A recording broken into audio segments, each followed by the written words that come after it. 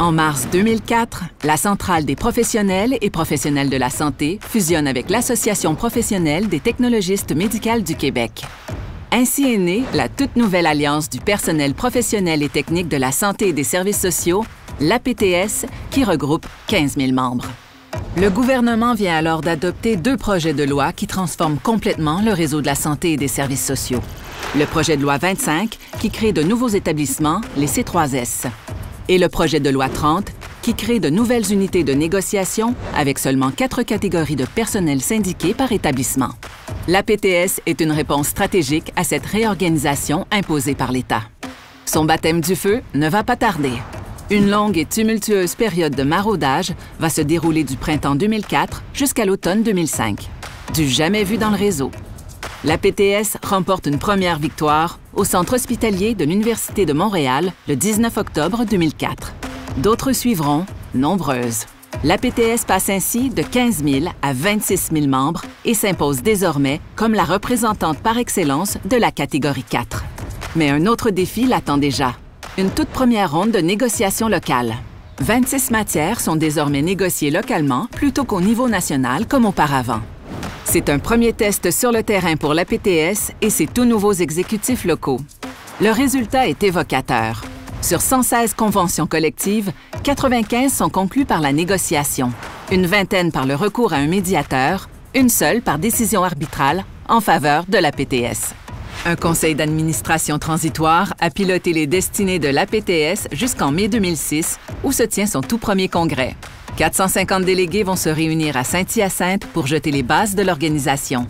Ils vont notamment adopter les statuts fondateurs de l'APTS et élire sa toute première présidente, Dominique Véraud. En fusionnant les unités d'accréditation et en décentralisant une partie importante des négociations au niveau local, le gouvernement espérait affaiblir les syndicats, notamment en diminuant le rapport de force, et ainsi ouvrir une brèche dans les conditions de travail des membres. On peut dire qu'il a vraiment raté son coup. Les congrès de l'APTS se tiendront tous les 2 ans. Celui de 2008 verra l'adoption d'une déclaration de principes et d'émissions de chaque secteur et service de l'organisation.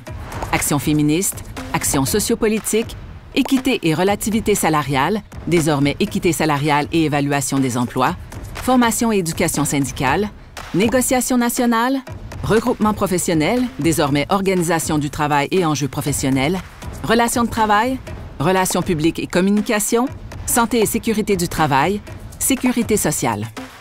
La déclaration de principe de l'APTS reflète des valeurs de solidarité, de démocratie, d'égalité, de justice sociale, de liberté et de coopération. C'est aussi lors de ce congrès que les délégués définiront la philosophie et le niveau de service en relation de travail, un modèle unique à l'APTS. L'organisation est désormais bien en selle. Heureusement, car il y a du pain sur la planche durant toutes ces premières années. Outre la mise en place des instances locales et la conduite des négociations locales, il y a bien sûr les relations de travail dans les nouveaux établissements, les négociations nationales, la participation à un premier front commun et l'exercice d'équité salariale notamment.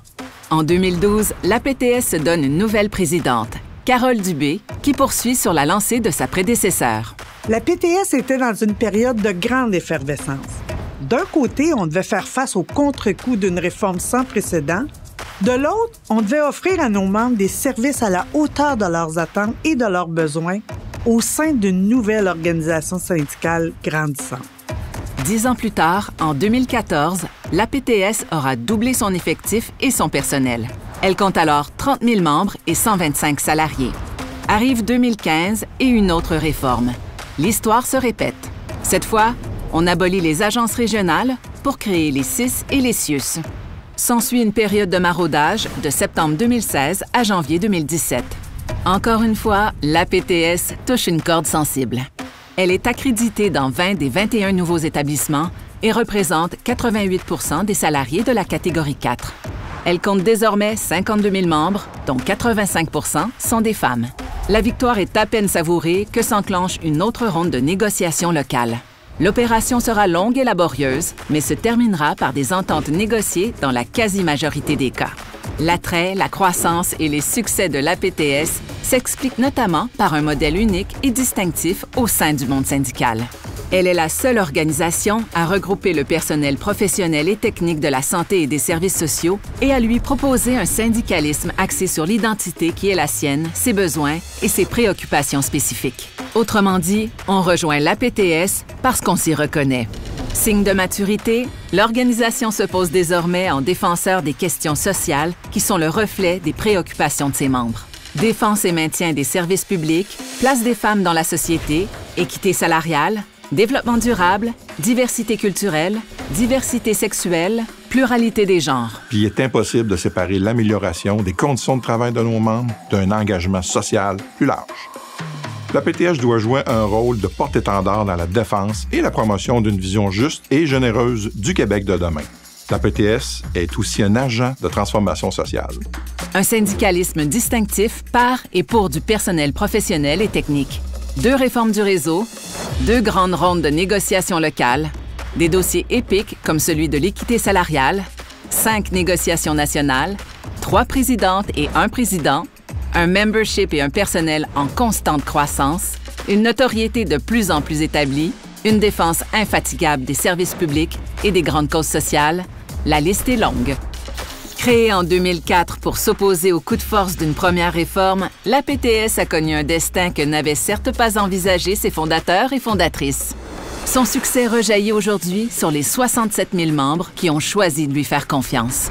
La dernière négociation nationale, qui vient de prendre fin, a d'ailleurs permis à l'APTS de faire partie d'un front commun historique.